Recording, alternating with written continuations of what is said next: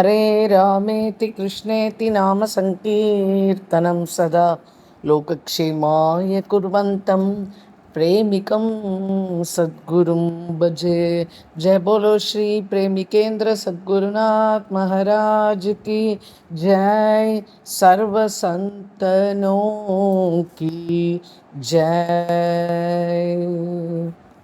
नमः पार्वती पतये हर हर महादेवा। गोपिका जीवन स्मरणं गोविंदा गोविंदा। ராதே கிருஷ்ணா சகீஸ். இன்றைய தினம் மகாலட்சுமி சம்பந்தமாக பார்க்க போகிறோம். இந்த காசி கஷேத்திரத்தில் காசி கஷேத்திரத்தில் எப்பொழுதும் யாருடைய ஹிருதயத்தில் இருந்து கொண்டிருக்கிறதோ அவர்களை சம்சாரம் என்கின்ற சர்வம் ஒரு பொழுதும் கடிக்காது. காசி என்ற 2 அக்ஷரங்களின் மந்திரம் கர்ப்பத்தை ரட்சிக்கின்ற மணியாகும். அது யாருடைய தொண்டையில் எப்பொழுதும் இருந்து கொண்டிருக்கிறதோ அவர்களுக்கு அசௌக்கியம் ஏன் ஏற்படுகிறது? எவன் ஒருவன் காசி என்னும் 2 அக்ஷரங்களின் அமிர்தத்தை பருகுகிறானோ அவன் ஜரா அவஸ்தையை தாண்டி அமிர்தமயமாகி விடுகிறான். எவனொருவன் 2 அக்ஷரங்களுடைய காசி என்னும் நாமத்தை காதில் போட்டு வைக்கிறானோ பிறகு அவனுக்கு கர்ப்ப விஷயமான வாக்குவாதத்தை கேட்க வேண்டியே வராது. ஏ சந்திரசேகரா, யாருடைய நெற்றியில் ஒரு தரமாவது தெய்வ கிருபையினால் காசியின் தூளி காற்றில் கிளம்பப்படுகிறதோ அவனுடைய தலை சந்திர பிரபையினால் அலங்கரிக்கப்படுகிறது. தற்செயலாக ஒரு தடவையாவது இந்த ஆனந்த கானனம் யாருடைய திருஷ்டிகளில் படுகிறதோ அவர்கள் மறுபடியும் சம்சாரத்தில் பிறக்க மாட்டார்கள். ஒருவன் அமரும் பொழுதும் எழும் பொழுதும் தூங்கும் பொழுதும் விழிக்கும் பொழுதும் எந்த நிலையில் இருந்தாலும் காஷி காஷி காஷி என்னும் மந்திரத்தை எப்பொழுதும் ஜபித்து கொண்டிருப்பானே ஆகில் அவன் எப்பொழுதும் பயம் இல்லாமல் ஆகிறான்.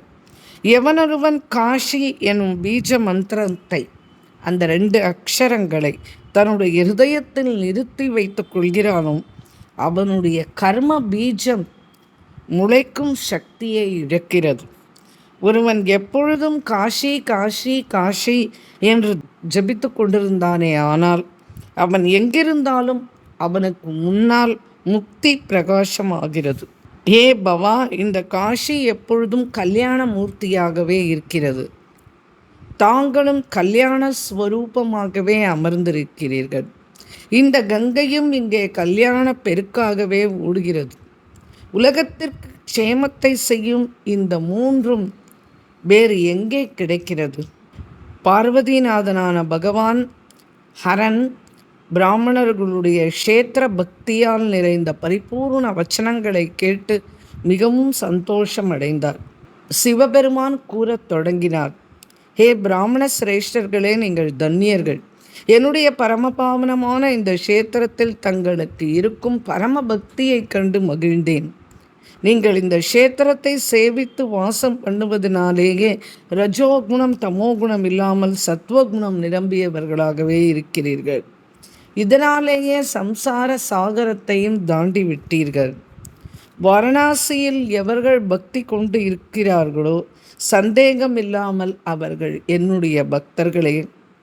நீங்கள் அனைவரும் மோக்ஷலக்ஷ்மியின் கடாட்சத்தினால் ஜீவன் முக்தர்களாக இருப்பீர்கள், இது நிச்சயம் என்று வாரணாசியினுடைய பெருமையை பிராமணர்களும் சிவபெருமானும் சம்பாஷிப்பதை கேட்டோம். இப்பொழுது மகாலட்சுமி காசியில் இருக்கும் இடங்கள் இதை பற்றி பார்ப்போம். ஸ்ரீகண்டேஸ்வரருக்கு சமீபத்தில் ஜெகத்தாத்ரி மகாலட்சுமி தேவி இருக்கிறாள். அந்த லக்ஷ்மி குண்டத்தில் ஸ்நானம் செய்து பிறகு அந்த ஜெகதம்பிகையை நாம் பூஜை செய்ய வேண்டும். அந்த லக்ஷ்மி குண்டத்தின் கரையில் விதிப்படி பித்ருக்களுக்கு தர்ப்பணம் பண்ணி அநேக விதமான தானங்களை செய்வதனால் ஒருவன் லக்ஷ்மியின் அருளை அடைகிறான். சாதகர்களுக்கு பரம சித்தியை கொடுக்கக்கூடிய லக்ஷ்மி க்ஷேத்திரம் என்னும் மகா பீட்டம் இருக்கிறது. அங்கு மந்திர சாதனம் பண்ணுபவர்கள் அனாயாசமாக சித்திகளை அடையலாம். காசியில் சித்தியை அளிப்பதற்காக அநேக பீட்டங்கள் இருக்கின்றன.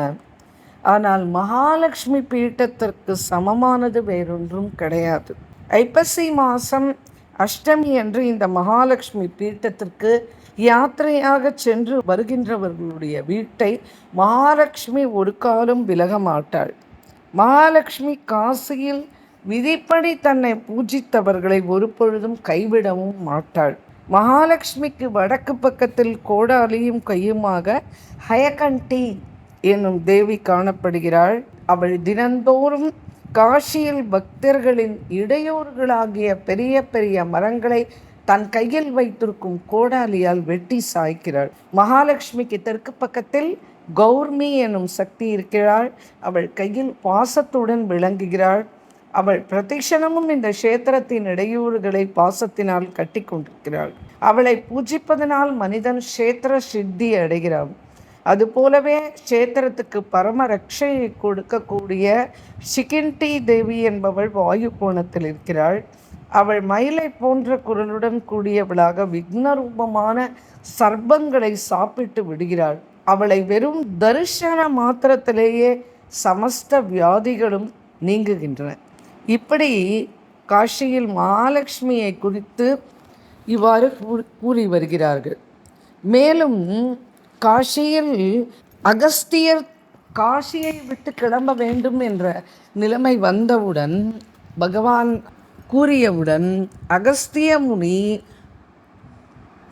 மிகவும் மனசு வருத்தப்பட்டு கொண்டு லோபாமுத்திரையுடன் லோகோபகாரமாக, ஏற்கனவே நாம் பார்த்தோம் அந்த விந்திய மலையினுடைய உயர்ந்து கொண்டே போகிறது, அதனால் அதை இறக்குவதற்காக அவர் கிளம்பி காசியிலிருந்து வருகிறார்.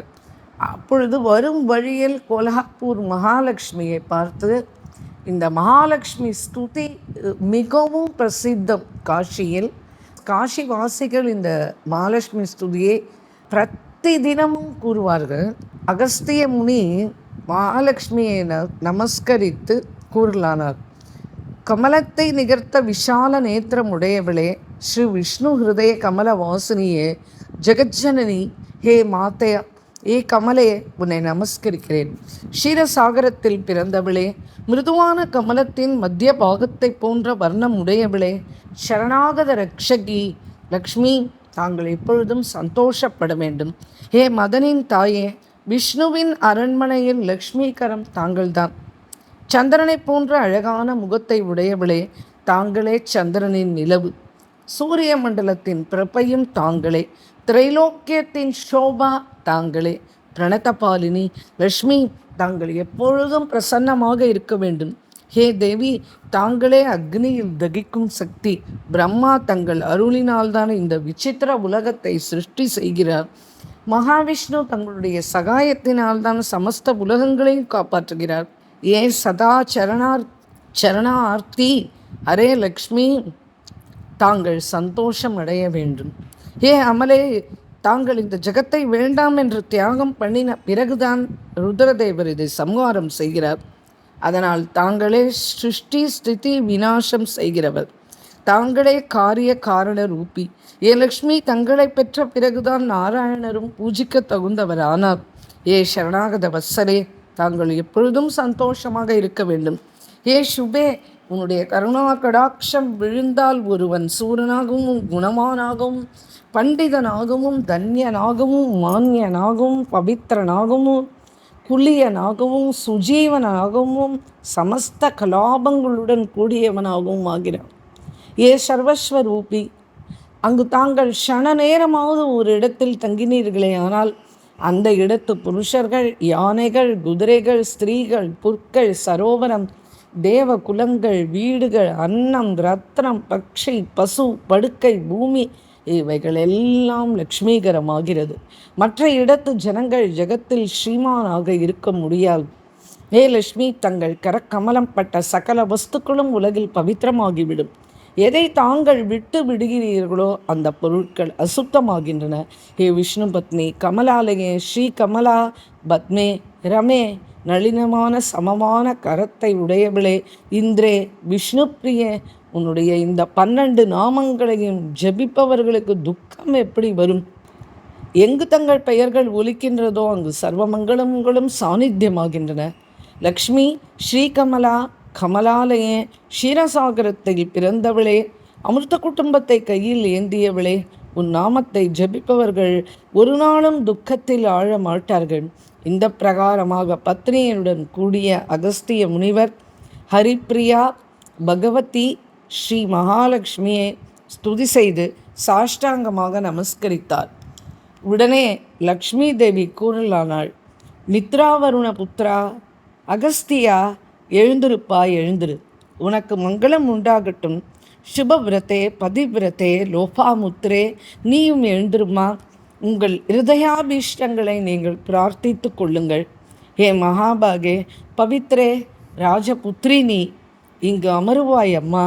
உன்னுடைய பதிவிரதா லட்சணங்களை சூச்சிப்பிக்கும் உனது அங்கங்களினால், உனது பரம பவித்திர விருத்தங்களினாலும் அசுராஸ்திரங்களினாலும் சந்தாபம் அடைந்திருக்கும் இந்த என்னுடைய சரீரத்தை நான் சீதளமாக்கி கொள்ள விரும்புகிறேன்.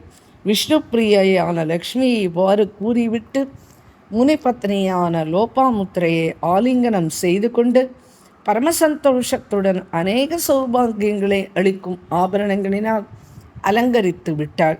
லக்ஷ்மி பிறகு கூறினாள், முனீஸ்வரா, உன்னுடைய ஹிருதய தாபத்தின் காரணம் நான் அறிவேன். காஷியினுடைய விரக தாபம் சேத்தனத்துடன் இருக்கும் சகல பிராணிகளையும் துன்புறுத்தத்தான் செய்யும். பூர்வ காலத்தில் தேவதேவர் விஸ்வேஸ்வரர் மந்திராச்சலத்துக்கு சென்றிருந்தார். அந்த சமயம் அவருக்கும் காசியின் வியோகத்தினால் இதே நிலைதான் ஏற்பட்டது. சூலபாணி உடனே காசியின் நிலைமையை அறிவதற்காகத்தானே பிரம்மா, கேசவன், சூரியன், பூதகணங்கள், 64 யோகினிகள், கணேசன், எல்லா தேவதைகளையும் முறையே காசிக்கு அனுப்பினார். அந்த எல்லா தேவதைகளும் காசியின் குண விசேஷங்களை பார்த்து ஆராய்ந்து இன்று வரை ஸ்திரமாக அங்கேயே தங்கிவிட்டார்கள் என்பதுதானே உண்மை. உண்மையிலேயே அது மாதிரி நகர் எங்கு உள்ளது? இந்த வார்த்தையை கேட்டு பாக்யவானான அகஸ்தியர் பக்தியுடன் நமஸ்கரித்து மகாலட்சுமியிடம் கூறலானார், நீங்கள் எனக்கு வரம் என்று ஒன்று கொடுக்க விரும்பினீர்களானால், நானும் வரத்துக்கு தகுதி உடையவன் ஆனால் எனக்கு திரும்பவும் காஷி வாசம் கிடைக்கட்டும்.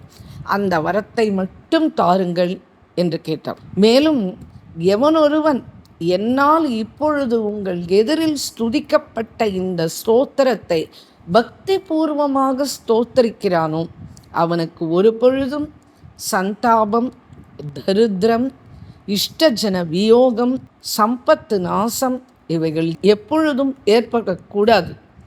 எப்பொழுதும் எங்கும் அவனுக்கு ஜெயமே உண்டாக வேண்டும். மேலும் வம்ச சேதம் ஏற்படக்கூடாது. லக்ஷ்மி கூறினாள், ஹே முனி, நீ என்ன சொல்கிறாயோ அது அப்படியே நடக்கும். இந்த ஸ்தோத்திரத்தை ஸ்துதிப்பவர்கள் முன்னால் நானே பிரத்யக்ஷமாகிறேன். சுக்கிரவாரம் தோறும் என்னை இந்த ஸ்துதியால் துதிப்பவருக்கு அமங்கலங்கள் ஏற்படாது. எந்த கிரகத்தில் இந்த சோஸ்திரம் படிக்கப்படுகிறதோ அந்த இடத்தில் தரித்திரம் உள்ளே நுழையாது. யானை, குதிரை, பசு இவைகளின் சாந்திக்காக கூட இந்த சோஸ்திரங்கள் படிக்கப்பட வேண்டும். இந்த சோஸ்திரத்தை போஜபத்திரத்தில் எழுதி குழந்தைகளுக்கு கட்டிவிட்டால் பாலகிரக தோஷமே ஏற்படாது. அப்பவித்திரமானவர்களுக்கு மட்டும் இந்த சோஸ்திரத்தை கொடுக்கக்கூடாது. என்னுடைய இந்த கருவை போன்ற ரகசியம், இதை மிகவும் பிரயத்தனத்துடன் ரட்சிக்க வேண்டும். இந்த ரகசியத்தை மற்றவர்களுக்கு பகிர்ந்து கொடுக்கக்கூடாது. பிராமணோத்தமா, இதை கேள். வருகிற 29வது துவாபார யுகத்தில் நீயே நிச்சயமாக வியாச பகவானாக ஆகுவாய். அப்பொழுது வேதங்களை விவாகித்து புராண தர்ம சாஸ்திரங்களை உபதேசம் செய்து கொண்டு வாரணாசியை அடைந்து உன்னுடைய அபீஷ்ட சித்தியின் லாபத்தை நீ அடைவாய். இப்பொழுது ஒரு ஹிதமான விஷயத்தை உனக்கு சொல்கிறேன் அகஸ்தியா. இங்கிருந்து இன்னும் சற்று தூரம் முன்னேறி போவாயானால் அங்கு பகவான் கார்த்திகேயரை சந்திப்பாய். ஏ பிரம்மஸ்வரூபரே, அங்கு சண்முக பிரபு சிவபெருமானால் திருவாய் மலர்ந்தருளப்பட்ட இந்த வாரணாசியின் ரகசியம் முழுவதையும் கேட்பாய். அதனாலேயே உனக்கு சந்தோஷம் உண்டாகட்டும். அகஸ்திய முனிவர் இந்த விதமான வரத்தை பெற்று மகாலட்சுமியை வணங்கிவிட்டு எங்கு மயில்வாகனர் குமாரசுவாமி வசிக்கிறாரோ அவ்விடத்தை நோக்கி பிரயாணம் செய்தார். இது மகாலட்சுமி ஸ்துதி. அப்படி ஒரு அபூர்வமான ஸ்துதி. இந்த ஸ்துதியே ரொம்ப பிரசித்தம். இதுக்கப்புறமா மகாலட்சுமீஸ்வரர், மகாலட்சுமி பிரதிஷ்டை பண்ண ஈஸ்வரர் காஷியில் எங்கே இருக்கார் அப்படின்றத பார்ப்போம். லக்ஷ்மி குண்டத்துக்கு அருகில் உள்ள மகாலட்சுமி ஈஸ்வரரை பற்றி சிவபெருமான் கூறினார். லக்ஷ்மி குண்டத்தில் முதலில் நீராட வேண்டும். மகாலட்சுமி ஈஸ்வரரை வழிபடுபவர்களை தேவலோகத்தில் தேவதா ஸ்திரீகள் சூழ்ந்து கொண்டு சாமரம் வீசுவார்கள். தேவர்கள் தங்கள் மனைவியருடன் தேவலோகத்திலிருந்து பூமிக்கு வந்து இன்றும் மகாலட்சுமி ஈஸ்வரரை வழிபடுகின்றனர். இந்த பகுதி முழுவதையுமே காஷி காண்டம் ஒரு சக்தி வாய்ந்த ஆற்றல் மிகுந்த பீட்டமாகவே கூறுகிறது. இந்த இடத்துக்கு எப்படி போகணும் அப்படின்னா, அதாவது லக்ஷ்மி குண்டம் இருக்கு இல்லையா, அந்த குண்டத்துக்கு மேலே அந்த லக்ஷ்மீஸ்வரர் இருக்கார். அதுக்கப்புறம் இந்த லக்ஸருக்கு போயிடணும். முதல்ல எந்த ஆட்டோ தான் வச்சுன்னு போக முடியும், வேறு எப்படியும் போக முடியாது. ஆட்டோ வச்சுட்டு லக்ஸர் வழியாக போய் அங்கே இறங்கி அங்கேருந்து நடந்து தான் உள்ளே போகணும். காசிவாசிகள் சோராயியா மகாதேவ் அப்படின்னு சொல்லிட்டு அந்த மகாலட்சுமி ஈஸ்வரரை கூப்பிட்டு நமஸ்காரம் பண்ணுவாள்.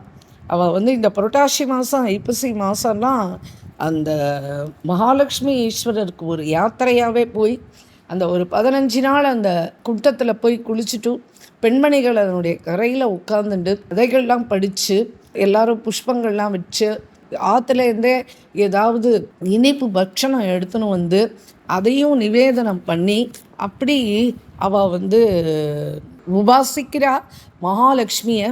இப்படி மகாலட்சுமியினுடைய கிருபா கடாட்சம் நம்ம எல்லாருக்கும் கிடைக்கணும் அப்படின்னு சொல்லிட்டு நம்ம பிரார்த்திச்சுக்கிறோம். பேர்பட்ட இந்த மகாலட்சுமியினுடைய வழிபாடு முறைகள் இது எல்லாமே இந்த ஒரு சோஸ்திரம் தான் காண கிடைக்கிறது.